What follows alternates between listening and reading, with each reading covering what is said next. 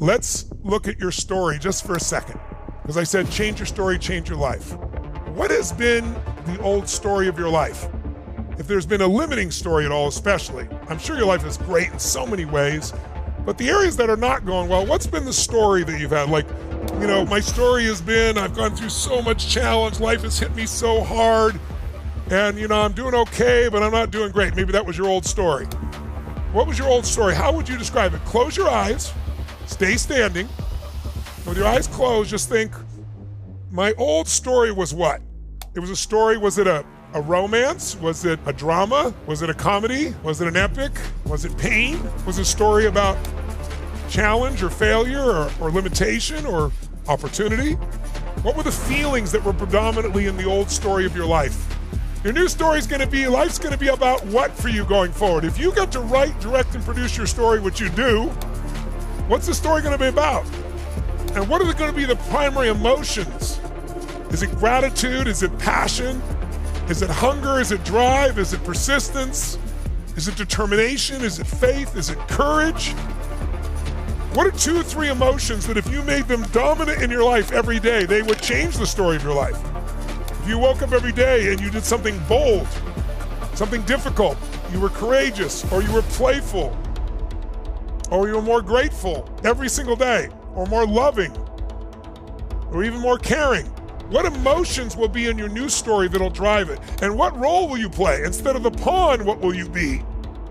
You know, Martin Luther King did not know how to change America, but he knew what needed to be done and why. And when he gave his speech, I Have a Dream, he didn't know how to make it happen. But he was able to inspire people and put them in a different state, and our country changed. Our country still needs to keep changing. But you know, a couple decades later, an African-American, President Obama, became president for 8 straight years, voted by mostly white people. There's more white people there than there was anybody else in the culture at that time. So think about it, the world can change. Or President Kennedy, when he said, we're gonna put a man on the moon in this decade and bring him back to the earth safely, the people in NASA were like, he's insane. We don't have the reason. We don't know how to do that. He goes, I don't care you know how. This is what we're gonna do, and this is why we're gonna do it. If you get a strong enough what you want and why you want it, you can figure out how. And then we're gonna look at what do you need to do to go from where you are to where you wanna be. What's gotten in the way?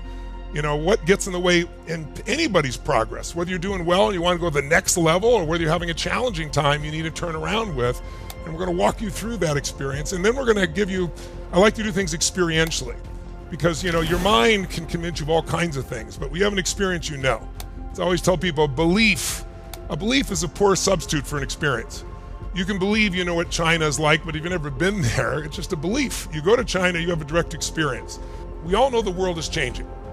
If you read some of the studies that are done, you know, at Cambridge and some of the major universities right now, they're all talking about between AI, nanotechnology, and robotics, we're going to be in a very different world very quickly. Not like 20 years from now, like in the next 3 to 8 years, there's going to be giant transformations. AI being one of the biggest, of course. And about 55% of the current jobs, they say, will go. They're going to disappear because you'll be replaced. Well, I know that concerns people. It should.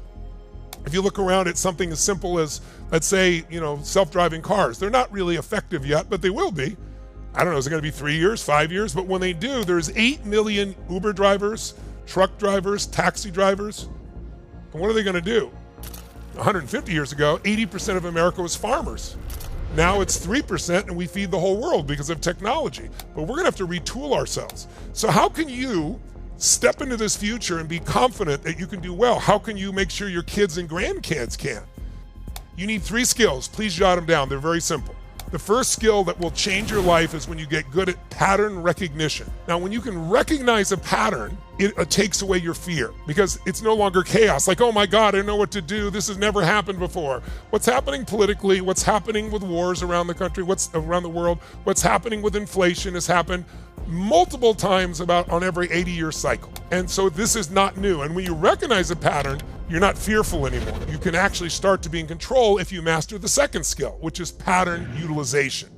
See, if you look at anyone, think of someone you think is masterful. It could be a comedian, it could be an actor or an actress, it could be a great athlete, It could be, somebody amazing at running businesses. It could be somebody who's a great financial trader. If you know anyone who's really great at anything, they have these two skills for sure.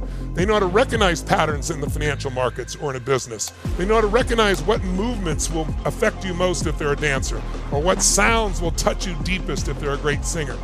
But they not only recognize it, but they learn to use those patterns to get the results that they really want. And if you work at this, you can get to a third skill, and that's the ultimate skill, and that's where you actually have pattern creation. That's when you start to become masterful at something. It's kind of like if my daughter, I'm watching her learn to play the piano, and how does she learn to play the piano? You first learn someone else's patterns, someone else's music, and you practice it. You learn to recognize what things do, and you learn how to do it and use it and get the result. But after she's played enough at some stage, she will start to create her own patterns, her own songs, right? And that's pretty much what's happened in my life. I've studied all these books and patterns, and all these different ways of creating change. And then gradually, as the decades went by, I started to create my own as well. I'll give you an example. During COVID, there was a common pattern. It's the pattern that people go through when they go through a big loss. But when people go through grief or loss, they go through stages. The first thing that happens when you have that major loss, you go through shock, right? It's like, it can't be, shock and denial. It's like, I'm confused. I mean, it couldn't be. They're not dead. This couldn't have happened. How could they have fired me? How could they? And that is, after the denial shows up, then people tend to get angry, or at least frustrated or irritated or maybe anxious. But like, I can't believe this is not right. This shouldn't have happened, right? But if you keep growing, you go to the third stage. This is just another example of a pattern. Okay, out of the anger, go to the third stage and you start to find, okay, now people get sad. They're tired of being angry. So they go through sadness, they go through loss. Some people go into depression. And by the way, if you don't know where you're going, if you don't know the pathway out, you can get stuck in sadness. Some people are still depressed years later. What's the next step that people go through? You may have done this during COVID, bargaining. Like in your brain with God, like if you'll just do this, I'll do this. I'll promise if you'll get me through this, this will happen. It's kind of a negotiation stage with yourself or with God or with the world. And then finally, when most people get where they're okay, they go to acceptance. They start to say, well, it is what it is, and I just have to accept it, it's over. Now, I don't think that's the final step. That's the final step for most people. But I will tell you, the step that'll change your life if you're going through grief is at a sixth step. And that sixth step is for you to create something new. If there's one thing I can tell you beyond a shadow of a doubt that we all know is everything in life changes and everything ends. That can sound depressing. Our lives end, everything ends, but when something ends, something new begins if you look for it, if you create it.